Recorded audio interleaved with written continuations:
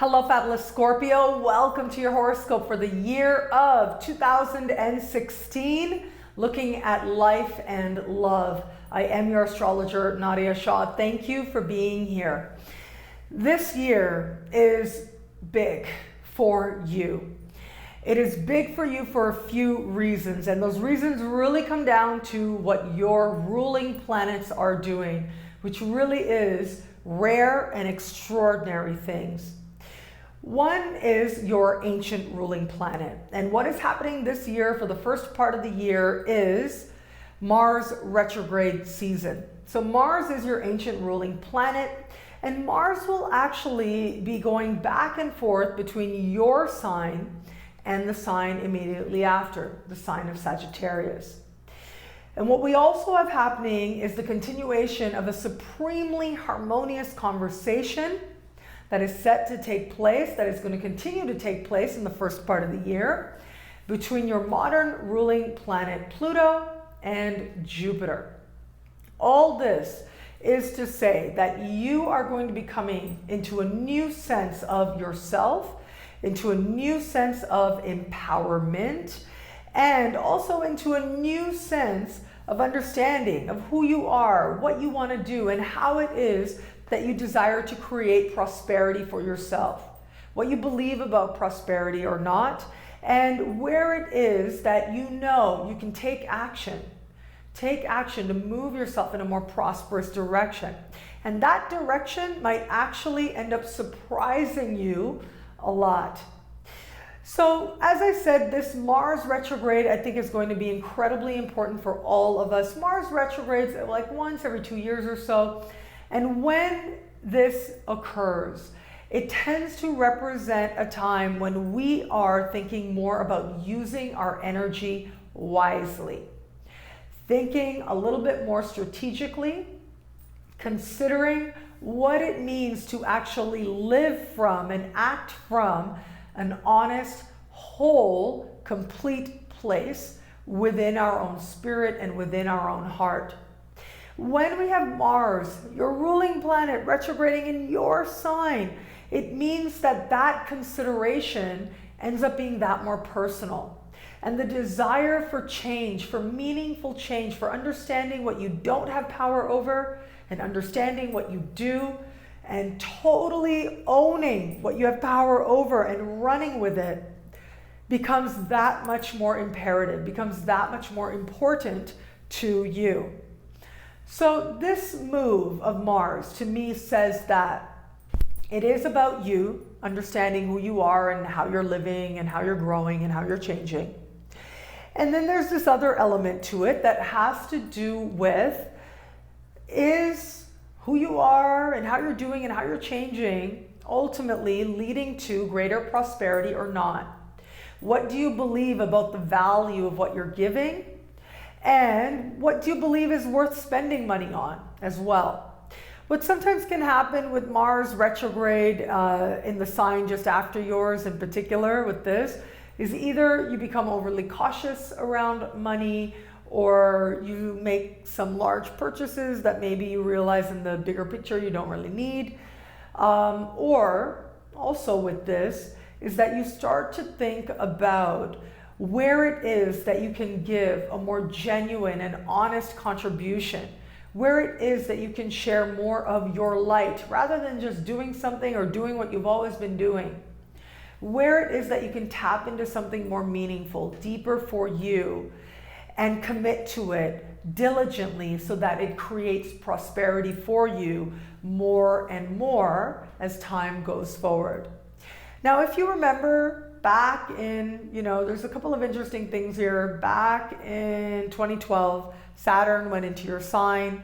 2015, sort of really spent the summer in your sign. Other than that, was in a financial part of the sky for you. And now we have Mars essentially moving around the same area that Saturn did not too long ago. Especially when I look at what was taking place in the sky in 2014, in 2015. In many ways, Mars is going to be activating some of those points that were touched on during that time. So this becomes a time when a lot of the lessons, and particularly the lessons of self-worth and ownership for your happiness, ownership for change, comes together and meets a determination to now have that lend itself to greater prosperity for you. Maybe changing the way that you make money, maybe changing what you're doing to make money. It's part of a larger lesson with Saturn now moving comfortably, will not be back in your sign for a really long time, so don't worry. But now this is going to be a reminder and an affirmation of all that you learned and the things that you committed to on a level of spirit, on a level of soul, and on a level of genuine desire to actually be a more honest version of you in the world, a changed version of you, a version that you actually have worked really hard to achieve. So we've got this conversation playing out. It's going to be supremely important for you, particularly, as I said, in the first part of the year, right towards the end of the summer. You're going to be experiencing this energy. In many ways, actually, you're going to be experiencing it right out of the gate. As soon as 2016 starts, Mars will enter your sign.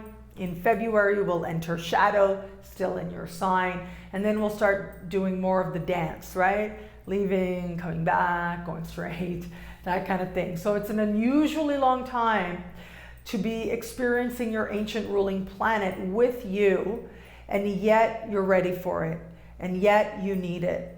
And yet you know that this is where you are about to harness some very potent energy to create meaningful and lasting change in your life. Now, this energy is also the positive aspects of this, the benefits to this are being affirmed by the conversation taking place between Jupiter and Pluto. So Pluto is your modern ruling planet. These two planets speaking suggest that it isn't just about, you being all determined and fighting for who you are and what you want, but also there's an easy understanding that there's support around you. There are people around you who want you to do well, who want to encourage you, and that there are benefits for change. You changing, you growing, you becoming more empowered, ultimately does lead to some very positive experiences, meeting amazing people who will be part of your happiness for a very long time to come. All of this is working very well together to move you in a direction that ultimately will make you that much more happier, but also that much more prosperous as well. In the context of love, I do think that having Mars in your sign is key.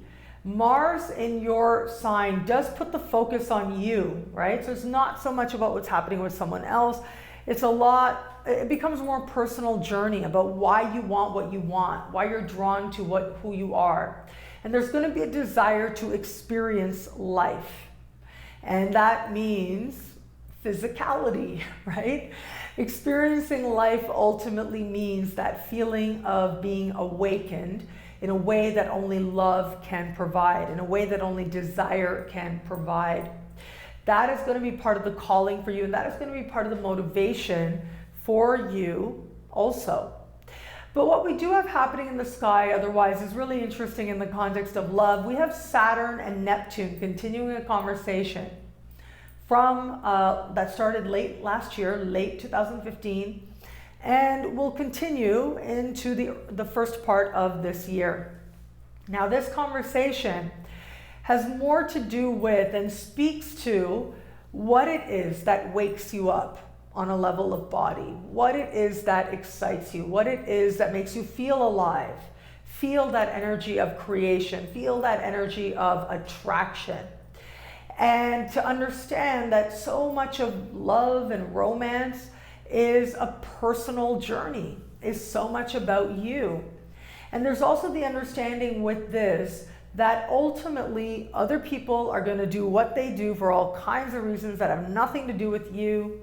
What you want to do is make sure that you are, to the best of your ability, able to see encounters, see exchanges as honestly as possible. If you are in an established bond, This to me does suggest a time where if you have children with this person, that becomes a big focus. So much so that it's like, okay, where are we now in the context of this? Because it really will be the child or the children that are getting the focus. If you want children, that desire is going to be palatable. That's going to be a lot of the focus. If that's not even on your radar, right? You're not even thinking that way. This particular conversation can also suggest that your partner might need some financial support on your part, and might need for you to, in some way, demonstrate that you believe in them, that you support them. So this isn't necessarily about an investment. It's more like it's possible that there might be a little period of time there where you got to take care of more of the bills than you're used to. So be mindful of that is a possibility there, but it looks like you're okay. There is financial opportunity, that is without a doubt. So you've got the opportunity there. If you find yourself in a situation where your partner needs that support, then that ultimately is going to be part of evolving that relationship as well. If you are open to meeting someone new, you have to be mindful of the lesson that you alone are enough. You alone are enough. You don't need to give to this person so much. You don't need to be, lavishing gifts or, feeling like you have to show them how much you care, give so much, care so much. It's good to do that. But with this particular connection, I look at this and I feel like you might at some point meet somebody this year, in particular in the first part of the year, where it's kind of like they want the benefits of being in a relationship without the responsibility. Okay, so you can interpret that in different ways, but that seems to be part and parcel, possibly.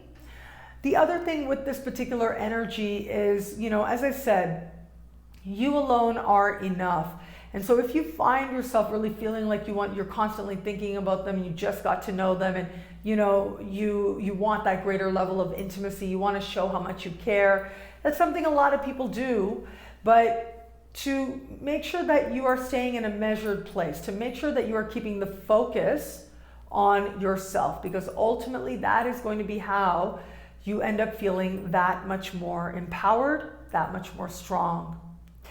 Where it comes to love, there are going to be new experiences. There are going to be some interesting flirtations taking place. Also, you might sometimes find yourself all of a sudden realizing, oh, this person's flirting with me. Okay, yeah, maybe I got something, feeling that boost that moment can provide when you find yourself a little bit surprised that, okay, yes, there is some romantic energy being exchanged here, and to just enjoy it, to have fun with it, to be in the moment with it.